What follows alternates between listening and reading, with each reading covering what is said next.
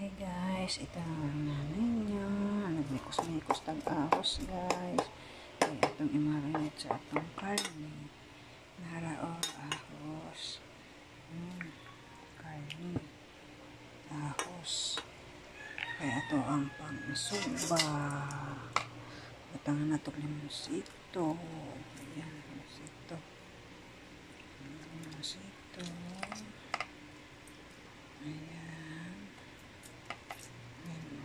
Ito para malamian ng ato ang barbecue.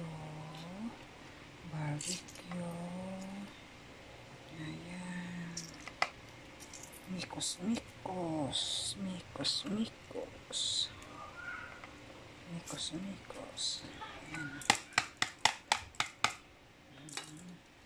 Ayan na, mikos na ito guys.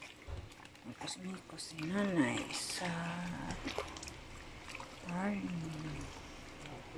Thank you for watching.